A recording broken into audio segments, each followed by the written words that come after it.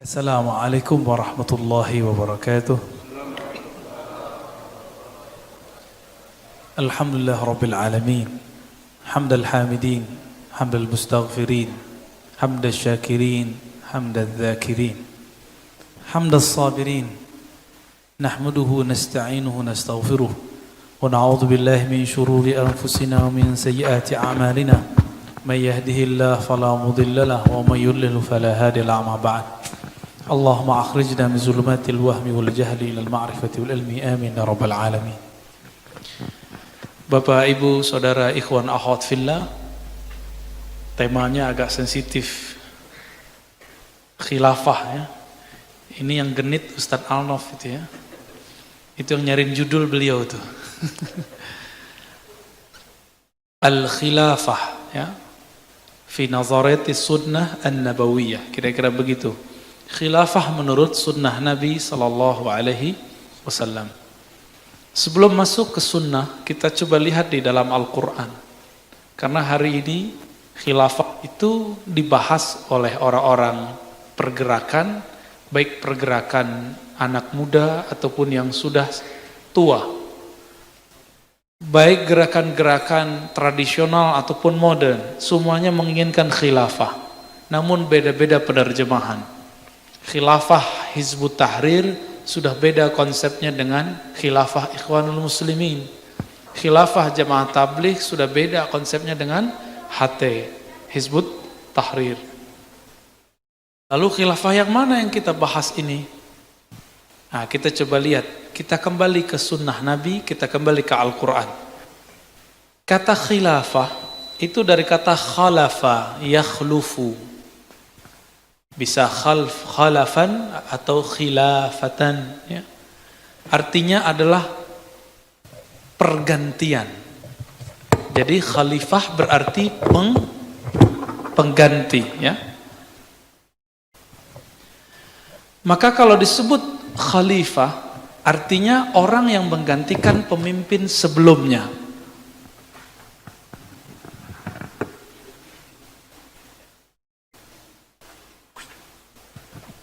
Jadi kalau disebut khalifah, contohnya Abu Bakar As-Siddiq dapat gelar Khalifatur Rasul. Cuma Abu Bakar As-Siddiq, enggak ada yang lain.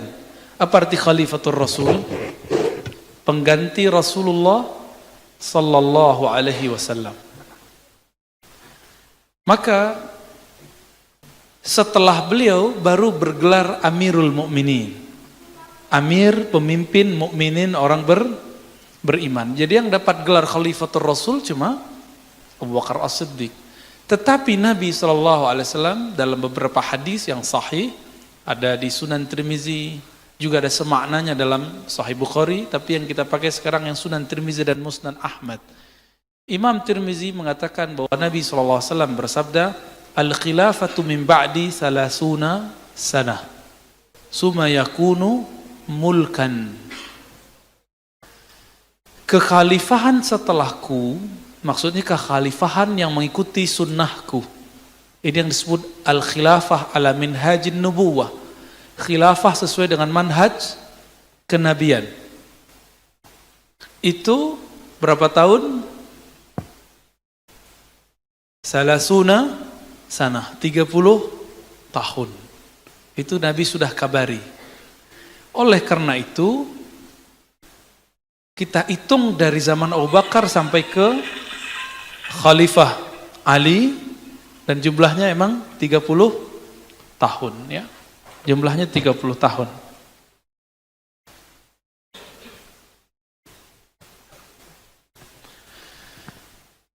Ini yang disebut tanabbu. Apa arti tanabbu? Ramalan Rasulullah sallallahu alaihi wasallam. Tsumma yakunu mulkan. Lalu kembali kepada sistem mulk. Apa arti mulk? Bukan kembali juga, berubah menjadi mulk, kerajaan. Orang Arab tidak mengenal sistem kerajaan. Sistem kerajaan diadopsi dari Romawi dan Persia. Berarti kerajaan itu tidaklah sebenar-benarnya disebut kekhalifahan. Maka Bapak Saudara makan Allah, ikhwan akhwat fillah. yang disebut kekhalifahan itu berhenti di Ali bin Abi Thalib. Jadi khilafah Bani Abbasiyah, kalau khilafah Bani Umayyah sebelumnya, dan khilafah Turki Utsmani itu bukanlah khilafah yang Nabi maksud. Jadi kalau orang mengatakan, ayo kita kembali ke masa kejayaan Turki Utsmani, saya katakan tidak, bukan khilafah itu yang kita mau. Khilafah Turki Utsmani itu monarki, dari ayah turun ke anak atau turun ke putra mahkota. Putra mahkota bisa saudaranya, bisa ponakannya, bisa pamannya. Arti monarki itu kekuasaan yang dikuasai oleh sekelompok keluarga. Jadi itu tidak Islami.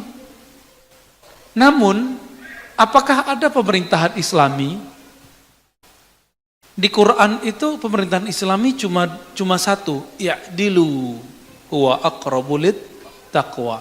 Berbuat adillah engkau, itu lebih dekat kepada ketakwaan.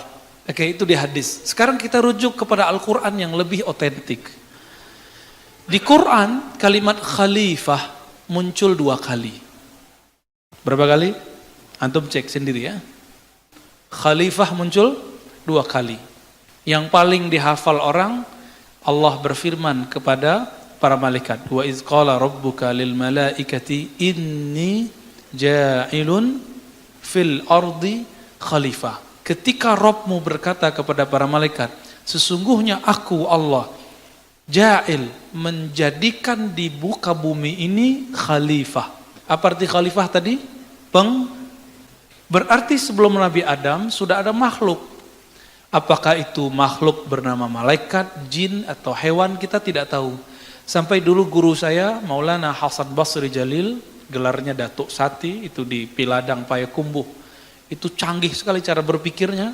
Kami belum berani ngomong begitu, beliau sudah ngomong, jangan-jangan ikan lebih tua daripada Adam. Wah, kita kaget juga. Kalau muncul sekarang mungkin disebut liberal kali. Tapi pas kita baca kitabnya, emang ada. Buka kitab Al-Bidayah wa Nihayah, sebelum Nabi Adam turun ke bumi, itu sudah ada ikan, sudah ada ayam, sudah ada monyet. Jadi jangan-jangan Darwin itu yang dia ambil fosilnya, si monyet-monyet itu, kera-kera itu, dia kira itu Nabi, dia kira itu manusia. Ya. Itu muncul 2 kali. Yang paling jelas dan paling relevan dengan kita itu kalimat yang kedua di surat Shad. Silakan dicari, ya Dawud, wahai wa Dawud, inni ja'iluka inna ja'alna. Hafal enggak Ustaz? Ya. Fil ardi khalifatan. Ya, silakan kalau salah dibenerin para hufaz ya.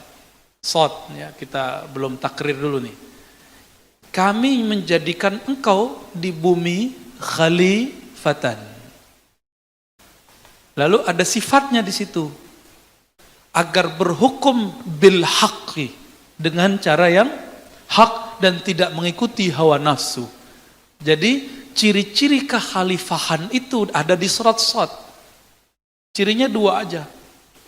Al-hukmu bil haq, yang kedua adamu ittiba'il hawa, tidak mengikuti hawa nafsu. Maka Ibnu Khaldun menulis kitab Muqaddimah. Ibnu Khaldun merumuskan beda khilafah dengan selain khilafah adalah al-hukmu bisyariah, berhukum dengan hukum syariah. Itu yang disebut dengan al-haq, dan menjauhi hawa nafsu. Masalahnya, apakah di zaman Bani Umayyah berhukum dengan hukum Al-Quran? Hukum al-haq?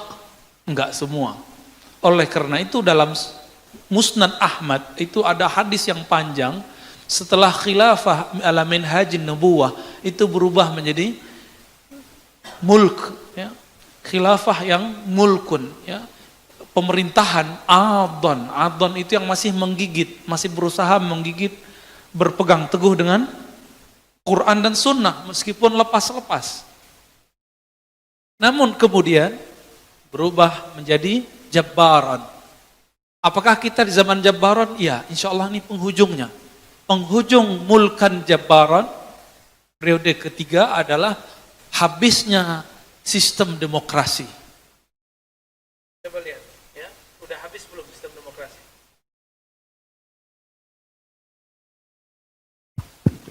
Ya. Sistem demokrasi, ya, tadi kita salah sebut kali ya, habisnya sistem monarki. Habisnya sistem, karena monarki itu yang Nabi katakan, summa yakunu mulkan. Lalu setelah khilafah, terjadilah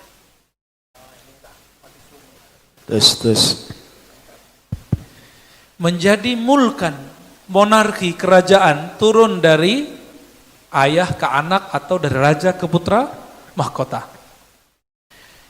Oleh karena itu, saya mau ngajak kita berpikir serius. Imam Mahdi itu kata Nabi siapa? Ismuhu ka ismi, namanya seperti namaku, nama ayahnya seperti nama ayahku. Dia akan mengembalikan minhaj nubuwah. Nabi Muhammad itu menurunkan kekhalifahan dari dirinya ke keluarga atau bukan? Abu Bakar keluarga Nabi bukan? Bukan. Mirip demokrasi enggak? Coba cek. Demokrasi siapa bisa jadi siapa? Mirip enggak? Maka jangan-jangan khilafah masa depan itu sistemnya demokrasi. Karena khilafah pernah menjadi sistem monarki yang belum pernah sistem demokrasi. Jadi, saudara yang melakukan Allah, kita selama ini mengira, oh demokrasi dari Yunani. Monarki juga dari Romawi. Sistem Turki Utsmani itu dari Romawi. Sistem yang ada di Bani Umayyah dan Abbasiyah itu sistem Yunani dan Persia. Diadopsi oleh pemerintahan-pemerintahan di zaman itu. Itu yang kita sebut khilafah. Maka tanda khilafah Jabbaron itu akan berakhir. Jabbaron artinya apa? Jabbar, Jabrun. Apa arti Jabrun? Orang yang memerintah sesuka hatinya, merubah sesuka dirinya. Maka jangan-jangan ini adalah akhirnya. Sekarang yang masih menggunakan sistem monarki berapa negara? Saudi. Ya. Yang gak ada Perdana Menterinya. Kalau ada kerajaan udah pakai Perdana Menteri, itu sudah berakhir monarkinya. Walaupun masih ada raja simbolis. Mana? Yang murni, rajanya plus kepala negara, plus kepala pemerintahan. Saudi nggak ada pemerintahan seperti kita, nggak ada partai, nggak ada nyalon, nggak ada, ya. Siapa lagi? Yordan ada Perdana Menteri nggak? Coba cek lagi. Karena seorang ulama dari Turki, Syekh Nazim almarhum mengatakan sekarang yang zuriat Rasulullah jadi pemimpin adalah pemimpin Yordan karena keturunan Bani Hashim juga. Wallahu alam, ya, kita nggak tahu. Ya, cek lagi deh. Maka Allah telah kasih kesempatan orang-orang Yordan itu menguasai Al-Quds. Jadi sekarang Masjid Al-Quds itu bukan dikuasai Palestina, enggak juga Israel. Tapi takmir masjidnya Al-Quds itu adalah orang Yordan karena Israel sama Palestina berebut. Muncullah kemudian yang ketiga, yaitu Yordan. Silakan dicek sejarahnya. Ini setelah kami meneliti bab-bab khilafah bertahun-tahun semenjak kami memulai kajian-kajian khilafah dan mengikuti pergerakan-pergerakan itu semenjak masih remaja. Ya. Sekarang masih remaja nggak nih Ustaz mukanya? Gimana Ustaz? Perasaan masih remaja, tapi pasti di umur udah tua juga bercermin udah banyak uban juga ya. Maka euforia yang kami dulu baca itu sekarang ada di adik-adik remaja. Dulu buku-buku tentang umur umat 1500 tahun itu saya khatam sudah ya. Ternyata pas belajar hadis banyak hadis itu dhaif. Tapi bikin semangat emang. Dulu belum ada YouTube ya. Akhirnya kita baca buku berjam-jam, diulang lagi sampai 5 kali khatam, hafal isi bukunya. Sampai-sampai saya buat liko-liko halakoh-halakoh sekedar untuk menceritakan Imam Mahdi. Kehancuran ini, kehancuran itu. Tapi lama-lama mikir saya pantaskah menjadi tentara Al-Mahdi? Antum udah pantas belum? Ya. Jadi nggak usah galau masalah kemunculan Al-Mahdi dan Dajjal. Pantaskan diri jadi pengikut Al-Mahdi. Ciri-ciri Al-Mahdi, Al-Mahdi artinya imam yang dapat hidayah, bukan imam yang dapat hoax. Ngomong Imam Mahdi, berita hoax dengan berita tidak hoax udah nggak bisa bedain, apalagi hadis palsu sama hadis sahih. Maka ciri-ciri pengikut Mahdi itu mereka tidak mungkin terjebak hoax. Hoax itu arti lainnya adalah dajjalun. Orang yang banyak hoaxnya disebut dajjalun. Maka Dajjal itu adalah raja hoax. Hati-hati. Dajjal artinya apa? Raja hoax. Bukan Ahok. Itu udah lewat masanya ya. Jadi percaya atau tidak, ketika awal hancurnya Turki Utsmani, itu tuh dibuat multaqo, konferensi ulama sedunia, salah satunya ayah Buya Hamka dikirim ke sana bersama temannya Syekh Abdullah Ahmad. Dikirim ke sana, ke Mesir. Di Mesir, kok enggak di Turki Utsmani? Karena Turki Utsmani sudah dihancurkan oleh Kemal. Yang oleh ulama-ulama sebagian bukan disebut Kemal, Atatürk. Atatürk artinya bapak Turki. Tapi bagi ulama yang anti Kemal, karena Kemal ini pluralis, liberalis, itu disebut sebagai aduwwu Turk, musuh dari Turki. Wallahu alam ya. Tapi kita lihat memang iya, sekuler sekali, sampai pernah azan diganti pakai bahasa Turki. Orang Turki dulu nulisnya pakai Arab, khotnya Arab. Sekarang semuanya pakai bahasa teks Latin ya. Ketika teruntuh 1924 Turki Utsmani, di tahun berikutnya dibuatlah konferensi di Kairo. Waktu itu Ustaz Arnaf, Ustaz Hanafi dan Ustaz Rizki ya. Kofur ya. Itu belum ke sana. Itu belum ke sana ya, belum lahir juga ya. Muncullah Syekh Azhar menceritakan tentang konsepsi-konsepsi kewajiban harus bangun khilafah pakai mazhab fikih ABCD. Orang kita ini, khususnya orang-orang Melayu di Sumatera, orang-orang Minang, orang-orang Melayu, orang Jambi, bahkan orang Bugis, itu biasa debat guru jadi biasa. Beda sama orang Jawa yang adabnya mungkin sedikit lebih halus. Orang kita justru itu yang disebut beradab. Benar gak? Yang bisa debat guru itu disebut beradab gitu. Kalau di Jawa, yang gak debat guru disebut beradab, udah beda standar. Maka kalau ke Jawa jangan pakai adat Sumatera ya. Kalau begitu juga sebaliknya. Syekh Abdul Karim Amrullah, Walid Buya Hamka, orang tua Buya Hamka, langsung angkat tangan, afwan ya Syekh. Ente dari tadi ceramain kita sudah tahu semua apa yang ente jelasin. Kaget semua orang Arab.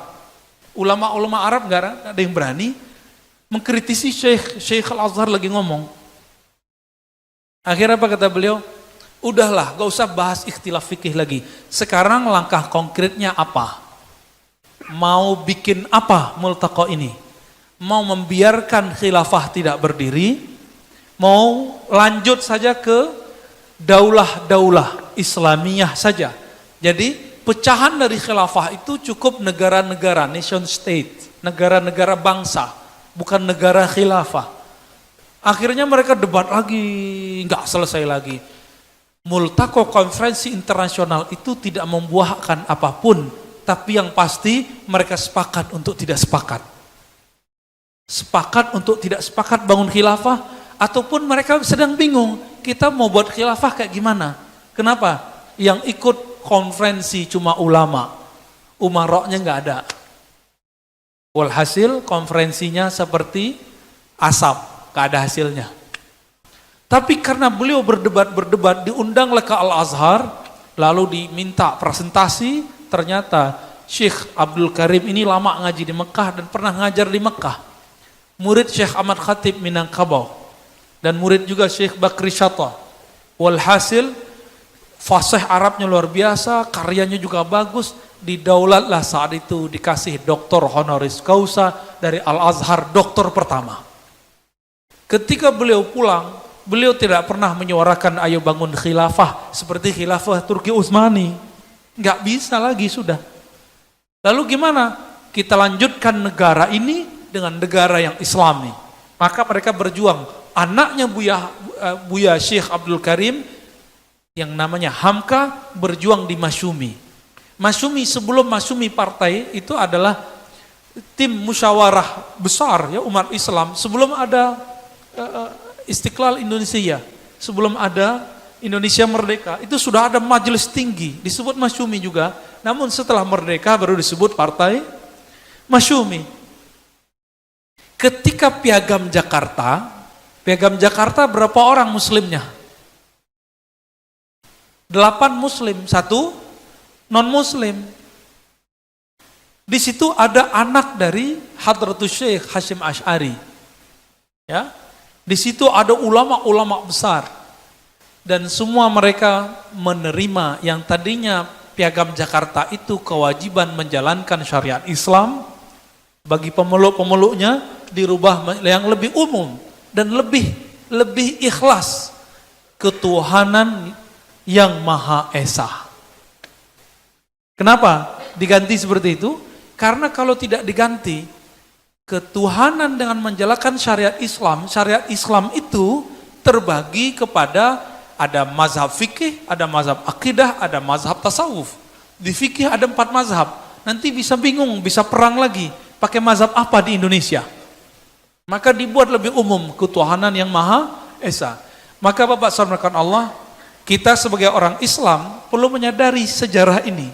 Ini sejarah, kita tanya guru-guru kita, ternyata mereka mengatakan, hazihi hadiyatuna li ummah al-Indonesia, li ra'iyah Indonesia. Ini adalah hadiah guru-guru kita, orang-orang ulama-ulama besar untuk orang Indonesia. Diganti kalimat pertama itu menjadi ketuhanan yang Maha Esa. Sama enggak dengan Qul Huwallahu Ahad? Mirip? Sama enggak? Sama sebenarnya. Cuma nanti, nah itulah diperdebatkan penafsirannya. Bapak saramakan Allah, kembali kepada khilafah. Jadi kehancuran khilafah yang Jabbaron tahun berapa? 1924. Tapi kemudian bertahan monarki-monarki itu dalam negara-negara monarki. Itulah cara Allah sekarang menjaga Mekah. Mekah itu monarki enggak? Ya, pusatnya di mana? Monarkinya mereka. Riyadh.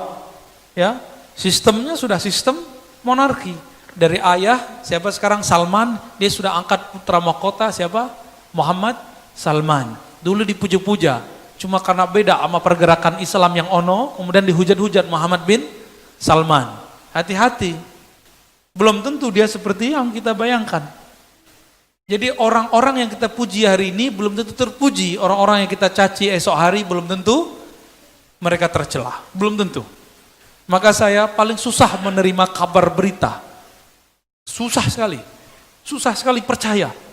Jangankan itu, hadis pun kalau belum saya teliti saya nggak percaya. Apalagi kabar burung. Bapak sallallahu alaihi wasallam. Jadi ketika Nabi mengatakan al-khilafatu min ba'di 30 sana. Kekhalifahan setelahku cuma 30 tahun. Itu kabar gembiranya. Tapi kabar kurang gembiranya apa? Setelah itu kembali menjadi monarki. Monarki ini dibagi 2 dalam hadis Imam Ahmad. Monarki yang masih megang syariat, yang kedua monarki yang jabbaron otoriter. Dan zaman itu sekarang sudah mulai berkurang. Bapak Ibu yang melakukan Allah, meskipun saya tidak nyoblos presiden yang baru dilantik ini, karena saya nggak ada urusan sama dia, ya. Tapi saya kemana-mana ceramah nggak pernah ditangkap. Artinya, siapapun presiden di Indonesia itu sudah nggak otoriter amat. Maka Indonesia sudah siap untuk menyambut Imam Mahdi. Itu maksudnya. Tapi negeri-negeri yang masih monarki itu belum siap. Maka nanti ciri-ciri Imam Mahdi akan datang, negara-negara Islam di dunia akan hilang semua monarkinya. Kenapa? Nabi SAW mengatakan akan muncul khilafah ala minhajin nubuwah yang tidak monarki lagi. Tapi sayang sekali ini kabar kurang sedapnya. Itu cuma 7 sanawat, itu cuma 7 tahun. Jadi Imam Mahdi nanti berkuasa cuma 7 tahun. Itu sedihnya. Namun jangan sedih dulu ya.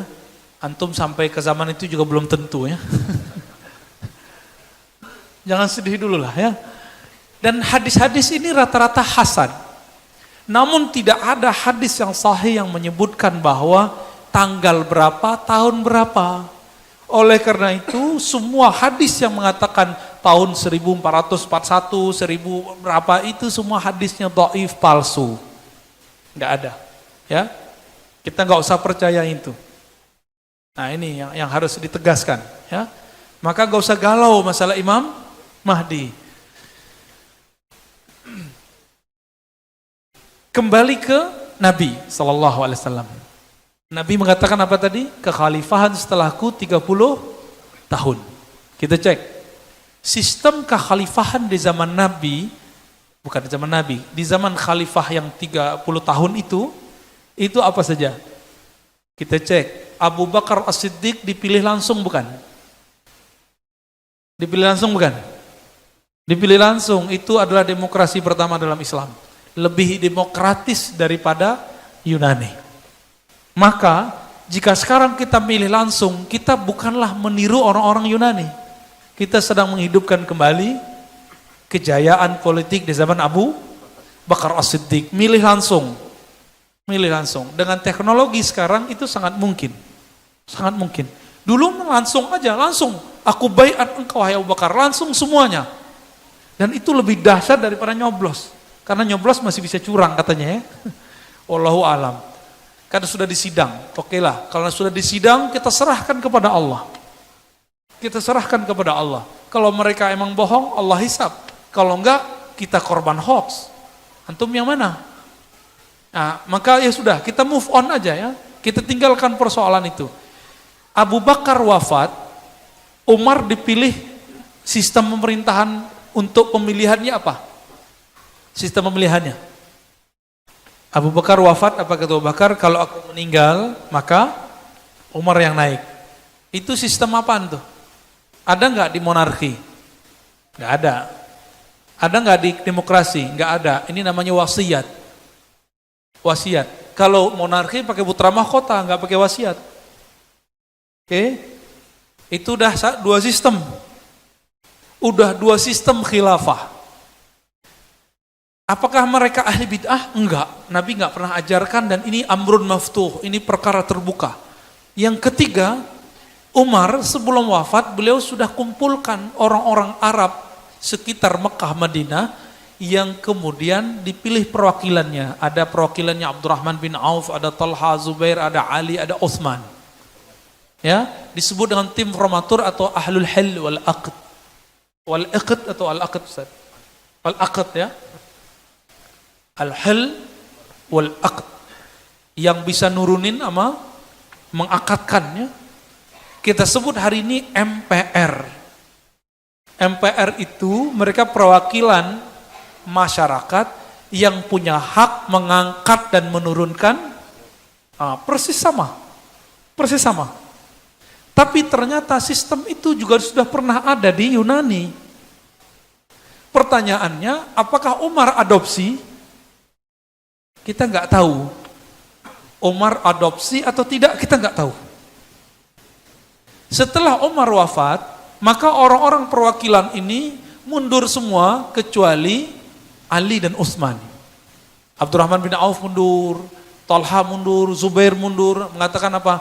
Kami tidak berhak, kami masih muda dibandingkan Anda, walaupun mereka sudah tua. Waktu itu Utsman umurnya 70 tahun, Ali masih muda. Hasilnya Ali pun kemudian menghormati yang tua. Siapa? Utsman, karena Utsman pernah menikahi 2 putri Nabi, sedangkan Ali hanya menikahi 1 putri Nabi. Jadi lebih mulia mana tuh? Wallahu alam. Nanti debat lagi ya. Akhirnya Utsman jadi khalifah. Inilah mulai fitnah pertama dalam Islam. Ketika Utsman memerintah, Utsman ini kan orangnya lembut dan banyak inovasi. Inovasi kita sebut bid'ah. Tapi bid'ah kan kita sudah bahas, tidak semua bid'ah itu sesat. Dia buat azan 2 kali, dia pugar masjid, dia kumpulkan Quran, disalinlah Quran. Para nabi tidak pernah melakukan itu. Tapi tidak ada yang berani mengatakan, hei Utsman, ente ahli bid'ah. Nggak ada yang berani. Nggak ada yang berani. Akhirnya Utsman mengirim anak Abu Bakar, Muhammad bin Abu Bakar, untuk menjadi gubernur di Mesir. Tapi di tengah perjalanan tiba-tiba ada penyusup. Utsman habis kehilangan stempel yang ada di cincinnya. Dibuat stempel baru. Stempel yang itu adalah stempel kenabian dari Nabi turun ke Abu Bakar, Abu Bakar ke Utsman. Utsman hilang, lalu dibuatlah stempel baru. Ketika Muhammad bin Abu Bakar di perjalanan bawa pasukan beberapa orang, tiba-tiba datang orang ini bawa stempel. Stempel yang hilang itu. Jadi ada yang nyuri. Apa kata si orang ini? Hei Muhammad bin Abu Bakar, kamu dibatalkan jadi gubernur. Pulang. Pulanglah. Muhammad bin Abu Bakar terima. Tapi pengikutnya tidak terima. Nah, kadang-kadang emang yang merusak imam itu pengikutnya. Yang merusak ustadz itu orang kiri kanan sampingnya. Kadang-kadang begitu. Coba aja antum melihat. Muhammad bin Bakar dikompori, masa kamu sudah diangkat? Kamu kan anak khalifah pertama. Terus tiba-tiba diberhentikan. Ini Utsman gak bener ya. Akhirnya pasukan itu bawa kawan-kawannya ke Madinah, rumah Utsman dikepung 40 hari 40 malam.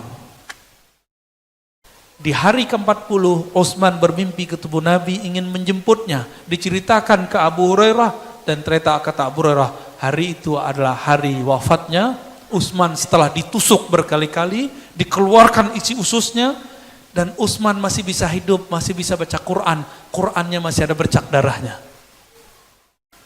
Itu Quran cuma disalin dulu 6 eksemplar, 6 buah. Sekarang Quran kita udah di mana-mana ya, bahkan ada di Android. Bapak saudara Allah, maka perpindahan Utsman ke Ali mirip dengan Umar ke Utsman, mati dulu. Tapi matinya dibunuh. Umar dibunuh, Utsman dibunuh. Saya tanya, pembunuhan khalifah itu bagian dari ajaran khilafah enggak? Enggak kan? Enggak masuk. Itu enggak masuk. Jadi biar kita ganti khalifah, bunuh dulu dia, enggak masuk. Ya. Maka dulu ada Syekh Ali Abdul Razik. Itu dia enggak mau kembali ke kekhalifahan. Karena mengatakan apa? Jangankan kalian, sahabat Nabi pun berdarah-darah ketika mempertahankan kekhalifahan. Akhirnya beliau dicopot dari gelar keulamaannya. Karena enggak mau kembali kepada kekhalifahan, ya. Akhirnya Utsman wafat, yang tersisa dari ahlul halli wal aqdi siapa? Ali bin Abi Thalib. Maka Talha Zubair yang merupakan pengikut Utsman langsung baiat. Tapi sedihnya, itu Utsman dibunuh kapan? Utsman dibunuh di musim haji bulan Zulhijjah. Musim haji bulan Zulhijjah. Bolehkah bunuh orang di musim haji? Musim haji itu disebut bulan haram. Maka pembunuh Utsman laknatullah alaih, Allah laknat dia. Ya, dalam kitab-kitab ditulis laknatullah alaih, ya. Saya jarang-jarang menggunakan kalimat ini ya. Seram juga kalimat laknat itu, kalau merinding juga ya. Telinga kita agak aneh rasanya dengar. Tapi begitu ulama-ulama menulis, Ibnu Katsir menulis laknatullah alaih. Akhirnya Talha Zubair mengejar kudanya supaya cepat sampai ke Mekah. Ternyata temannya Utsman dalam pemerintahan yang menjadi, kalau kita sekarang Dewan Pertimbangan Presidennya adalah Sayyidatuna Aisyah. Talha Zubair, Umar, Utsman itu satu kelompok, satu fraksi. Dia kejar, ingin melaporkan bahwa Utsman sudah wafat dan sekarang yang naik adalah Ali bin Abi Thalib. Dan yang sedang haji umrah itu semuanya gubernur-gubernur yang diangkat oleh Utsman dan Umar sebelumnya, kecuali 2 gubernur. Gubernur Damaskus, Muawiyah, dan gubernur Basrah, yaitu Abu Musa al-Ash'ari. Sama-sama sahabat Nabi, tapi lebih tua Abu Musa al-Ash'ari. Akhirnya sampailah Talhah dan Zubair di Mekah. Membawa kabar itu semuanya sedih. Kenapa? Gubernur ini kan kehilangan induknya. Kenapa? khalifahnya yang mengangkatnya yaitu Utsman sudah meninggal. Artinya mereka juga dicopot oleh Ali. Mereka dicopot semua oleh Ali. Namun hoax mulai berkembang. Bayangkan betapa bahayanya hoax ini. Karena hoax itu adalah tentara-tentara Dajjal. Apa hoaxnya? Yang bunuh Utsman itu adalah Ali dan teman-temannya. Ali adalah otak provokator yang menggerakkan kematian pembunuhan Utsman. Aisyah mendengar itu langsung marah. Apa kata Thalha Zubair? In qatalti qatalna. Jika engkau berperang, kami berperang wahai ibunda Aisyah. Akhirnya Aisyah bawa pasukan yang disebut pasukan Jamal. Apa arti Jamal? Jamal, bukan Jamal ya. Camel. Apa artinya? Onta. Dibawalah, karena Aisyah itu harus pakai tutup muka, supaya tidak terbuka, maka diambillah onta yang punya 2 punuk, lalu dibuat kemah di atasnya. Yang memimpin perang saat itu pertama kali dalam Islam perempuan, tapi tidak bisa ngelihat ke depan secara leluasa. Maka Ibnu Umar teringat, wah saya teringat sebuah hadis, la yufliha qaumun, ya, tidaklah sukses satu kaum yang memimpin mereka seorang walla amrahum imra'atun, yang memimpin mereka adalah seorang perempuan. Itu Nabi lagi ngomong tentang orang Persia yang dipimpin oleh putri kecil. Kata Ibnu Umar, jangan-jangan mirip nih. Tapi Ibnu Umar sudah punya firasat, ini pasti kalah. Ibnu Umar waktu itu masih golput. Jadi gerakan golput itu emang sudah ada, tapi nggak banyak. Sampai di Madinah apa yang terjadi? Orang-orang Aisyah mengirim ke diplomat, utusan ke Ali. Terjadi dialog-dialog dan nggak selesai. Kata orang Aisyah, yang bunuh nih kalian, yang bunuh Utsman kalian. Kami nuntut, beri kami kesempatan untuk menghukum, atau Anda hukum pembunuh Utsman, atau jangan-jangan Ali sendiri bunuh Utsman. Apa kata Ali? Ali cuma jawab, lastu biqatilihi, aku bukan yang membunuhnya. Tapi Ali tidak mendatangkan bukti. Akhirnya orang-orang Aisyah kemudian marah. Sampai jam 5 sore, sampai jam 6 sore, perdebatan belum selesai. Makanya demo kalau sudah lewat jam 5 pasti chaos. Itu sejarahnya sudah jelas. Ini sejarahnya sudah jelas. Kira-kira tahun 37 ini ya, 37 Hijriah. Kita sudah membaca ini, maka antum siapa yang aktivis demo tolong pulang sebelum jam 5. Kalau enggak kejadian lagi seperti zaman Aisyah dan Ali. Di saat itu panglimanya Aisyah adalah Thalha Zubair. Thalha Zubair Ali dijamin masuk surga. Dijamin masuk, disebut 10 orang yang dijamin masuk surga. Ali, Thalha, Zubair. Thalha nomor 5, Zubair nomor 6. Ini masuk surga, ini masuk surga, tapi beda 01 sama 02. Ya kan? Yang memerintah saat itu siapa? Ali, 01. 02-nya siapa? Aisyah. Ada 2 orang dijamin masuk surga di kalangan Aisyah. Siapa? Thalha dan Zubair. Ada beberapa orang dijamin masuk surga di kalangan Ali. Perang mereka dalam masalah politik. Nah ini penting kita garis bawahi, bahwa jaminan masuk surga tidak membuat orang sama dalam bab politik. Ini antum percaya atau tidak? Percaya atau tidak? Ini buktinya. Terbenam matahari, tiba-tiba ada penyusup provokator. Saya curiga itu adalah orang yang disusupi oleh Abdullah bin Saba. Karena Abdullah bin Saba itu dulu orang yang ingin memprovokasi Utsman, tapi Utsman usir. Lalu dia mendekati Ali, tapi Ali karena terbuka diterima aja. Akhirnya Thalha dibunuh. Aisyah mendengar Thalha dibunuh, gimana? Kalau kita lagi rame demo, ada yang teriak perang, satu aja yang teriak, oh itu bisa rame itu. Bisa semuanya bunuh-bunuhan. Ini yang disebut provokator. Ada satu lempar batu, semuanya ngambil batu, udah jempal jamroh aja ya. Allahu Akbar, sono juga Allahu Akbar. Terjadilah bunuh-membunuh dan wafatlah sekitar 5.000-an orang. 2/3 dari kelompok Aisyah, sepertiga dari Ali. Mau begitu diulang lagi? Mau diulang lagi nggak? Saya nggak mau. Ya, maka kita tidak menfatwakan, kita ngikut ulama kita ya. Kita tidak memfatwakan demo itu haram, tapi kita memfatwakan anarkis haram. Sepakat? Nggak perlu masuk ke MUI yang itu ya. Semua kita udah tahu. Dan adik-adik yang suka demo, bapak-bapak yang masih hobi demo, jam 5 sore pulang. Kenapa? Sejarah jangan diulang. Sejarah jangan diulang. Akhirnya Aisyah kalah. Ali kemudian disebutkan dalam sejarah yang sahih mengatakan kepada istri Nabi, wahai ibunda Aisyah, sudahlah kita cukupkan perang. Sudah banyak yang mati. Aku antar engkau ke tempat. Akhir dikawal oleh banyak orang ke rumah Aisyah. Semenjak saat itu Aisyah kemudian lebih banyak diam dalam masalah politik. Tapi ternyata Aisyah punya konflik lama dengan Ali. Antum pernah dengar hadisul ifki? Hadis mengenai Aisyah dituduh berselingkuh. Pernah? Lalu Ali mengatakan ke Nabi, Aisyah di kamar. Apa kata Ali? Ya Rasulullah, talikha. Udahlah ya Rasulullah, talak saja Aisyah, kan banyak cewek-cewek di Madinah. Banyak aww di Madinah. Apa kata Nabi? Nabi diam. Nabi nunggu wahyu. Aisyah dengar. Nah, ini kalau istri-istri antum itu dengar ya. Ada tiba-tiba orang ngomong, tat, mas, itu talak aja istrimu. Istri antum dengar tuh orang yang ngomong, pasti dia benci sama orang itu.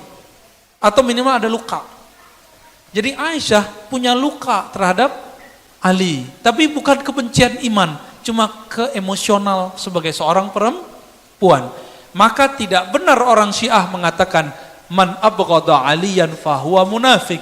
Siapa yang membenci Ali munafik. Itu benci karena Allah. Benci iman, bukan benci emosional yang itu, nggak masuk. Ya. Saya pernah debat sama orang Syiah dalam bab ini. Insya Allah besok pagi kita bahas ya tentang Syiah. Maka kemudian selesai masalah itu, Ali berangkat ke Irak, pergi ke Siffin, di situ mau berperang dengan Muawiyah, orang yang setia kepada Utsman, yang masih percaya dengan kabar burung bahwa Ali lah pembunuh Utsman. Hoax lagi nggak? Jadi sahabat Nabi dijamin masuk surga aja kena hoax. Apalagi yang muka-mukanya belum tentu masuk surga ini ya. Itu WA-nya isinya hoax ya. Sampai berkokok itu hoaxnya. Jadi mereka pun kena hoax. Apa kata Muawiyah? Ali pembunuh berdarah dingin. Apa kata Ali?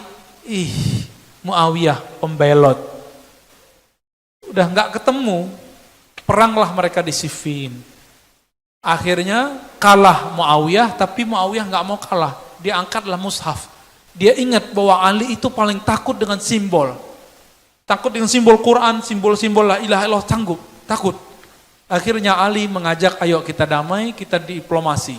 Dibuatlah namanya tahkim. Diutus dari Ali, diutus dari Muawiyah. Kalahlah Ali, pendek ceritanya begitu. Maka muncullah sistem yang berikut. Udah berapa? Tadi pemilihan langsung, wasiat, perwakilan. Terus dari Ali ke Muawiyah, sistemnya apa? Tahkim, arbitrase, diplomasi. Udah berapa sistem? 4 atau 5? Pemilihan langsung, wasiat, perwakilan, diplomasi atau arbitrase. Udah 4. Berarti sudah 4 sistem pemerintahan. Lalu Ali mau turun tapi transisi dulu. Yang memerintah saat itu PLT-nya, pejabat sementaranya adalah Hasan bin Ali. Yang Nabi sudah ramalkan akan yuslih baina ta'ifatain. Yang akan mendamaikan antara kelompok simpatisan Ali dengan simpatisan Muawiyah. Selamat sudah. Berarti sudah berapa? Udah 5. Lalu Muawiyah naik, Muawiyah meninggal, dia angkat sebelumnya putra mahkota siapa? Yazid. Muncullah yang ke Itulah yang disebut pas 40 tahun dari Ali itu berhenti. Pas 40 tahun. Maka Nabi kita mengatakan khilafah yang mengikuti khilafahku 30 tahun, lalu setelahnya kembali menjadi monarki. Sampai 1924 kemarin berhenti monarki. Maka sekarang adalah masa untuk menyongsong kehancuran masa-masa otoriter. Jadi kita siap-siap. Kita siap-siap. Namun jangan galau. Hidupkan sunnah Nabi, menjadi orang-orang yang mengkaji hadis bersanad, akidah bersanad, fikih bersanad. Insya Allah nanti kita pantas menjadi tentara-tentara Al-Mahdi. Tentara Al-Mahdi itu nggak mesti nanti menghancurkan negara Indonesia ini. Karena nanti, antum coba lihat, khilafah Turki Utsmani itu bukan berarti itu satu negara besar, enggak. Khilafah Turki Utsmani membawahi sekian kerajaan-kerajaan, ada ratusan kerajaan Islam, kecil-kecil, termasuk Samudra Pasai, Malaka, termasuk kerajaan Siak, kerajaan Pargaruyu, sampai ke Jawa sana. Semuanya mengatakan kan kami di bawah Turki Utsmani.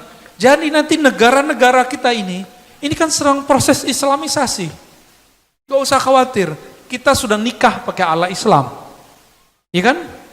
Apalagi, pergi haji, siapa yang jamin? Negara. Kalau di negara lain enggak, haji kita paling murah sedunia Pak. Paham enggak? Jadi walaupun siapapun presidennya, haji kita paling murah sedunia. Paling murah. Di luar sana, haji itu mahal, karena ngurusnya sendiri. Negara ini sudah mulai sangat islami. Maka saya sudah dikabarkan banyak guru-guru kita yang ahli kolbu dan ahli sejarah dan ahli hadis. Kata mereka, semoga, bahkan bukan semoga lagi, insya Allah kebangkitan Mahdi dimulai dari sini. Amin. Ya, tapi berat juga nanti ya. Tapi Imam Mahdinya belum tentu tinggal di sini. Imam Mahdi pertahanan terakhirnya di Haramain, di Madinah. Karena Madinah itu dijaga oleh malaikat-malaikat. Maksudnya apa? Supaya negeri ini dijaga oleh Allah. Jadikan negeri ini beramal seperti amal ulama Madinah. Itu maksudnya. Hidupkan sunnah Nabi Sallallahu Alaihi. Sunnahnya bersanad, bukan sunnahnya berklaim. Ya, klaim doang, nggak ada. Harus buktikan sanadnya. Sehingga nanti kalau Imam Mahdi ditanya, mana bukti kamu ikut Imam Muslim, ikut Bukhari, kita tunjukin sanadnya. Baru betul ya, karena Imam Mahdi itu menggabungkan semua mazhab, semua manhaj, semua aliran ada di tangan beliau. Ada di tangan beliau, ya. Udah panjang sekali ceritanya nih. Saya sudah lama nggak cerita ini ya, saya pendam-pendam cerita ini ya. Dan khilafah yang akan nanti muncul, ini kabar gembiranya. Jadi mohon maaf, saya sedikit beda dengan kawan-kawan saya di luar sana.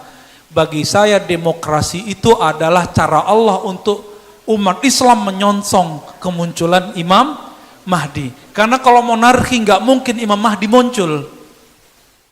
Kalau pakai monarki, Imam Mahdi nggak pernah diangkat menjadi putra mahkota. Tapi kalau pakai demokrasi, siapapun bisa jadi siapa. Imam Mahdi ini nanti popularitasnya akan berkembang. Baru kemudian khilafah ala minhajin nubuwah itu muncul. Dan itu tidak mungkin kecuali kepada orang yang berakidahnya sahih. Semoga kita termasuk tentara-tentaranya. Tentaranya Mahdi bukan bawa senjata dan panah dan berkuda saja, tapi juga masalah ekonomi, masalah militer, masalah pendidikan, semuanya. Seperti Rasulullah SAW membangun tentaranya di Madinah. Ada tentaranya yang bergerak di bidang pendidikan, ada yang di bidang penginapan, ada yang di bidang militer, ada yang di bidang kuda, ada yang panah. Di masa Rasulullah, betul, dulu teknologinya cuma pakai panah. Maka pengikut Mahdi nanti harus menguasai juga senjata-senjata modern. Meskipun nanti semuanya hancur kembali ke masa manual, itu nanti pikirnya, ya. Namun ingat, jangan untuk gerakan terorisme. Imam Mahdi tidak meridhoi orang-orang pelaku terorisme. Enggak, ya. Tapi di Indonesia sudah banyak Imam Mahdi ya. Di Dumai sudah ada satu tuh, udah wafat juga ya. Udah jadi Imam Mahdi bentar lagi ya. Nggak nyampe 7 tahun jadi imam dia. Berarti nggak cocok dengan hadis itu. Thayyib. Bapak saudara makan Allah, nah inilah pandangan lain setelah membaca Al-Quran, Sunnah, dan beberapa sejarah-sejarah mengenai khilafah. Alhamdulillah untuk berbicara ini, saya sudah menyiapkan bertahun-tahun lalu dengan membaca Al-Bidayah wa Nihayah 14 jilid, karya Imam Ibnu Katsir, dan kitab Imam Asyuti tentang khilafah, dan kitab-kitab ulama lainnya. Sehingga kalau ada orang ngaku di luar sana, aku paling mengerti khilafah, tunggu dulu, ente sudah baca belum Al-Bidayah wan Nihayah? Sudah baca belum khilafahnya Imam Syuti? Kalau ilmunya pakai Google doang atau pakai buku-buku terjemahan doang, kita nggak percaya. Ya. Namun saya tidak mengatakan saya paling mengerti tentang khilafah. Pasti ada yang lebih. Fawqa kulli dzi ilmin alim. Di atas orang alim ada orang alim. Bapak saudara makan Allah, tafadhol. Kalau ada tanya jawab, silakan Ustaz Alnof bacakan.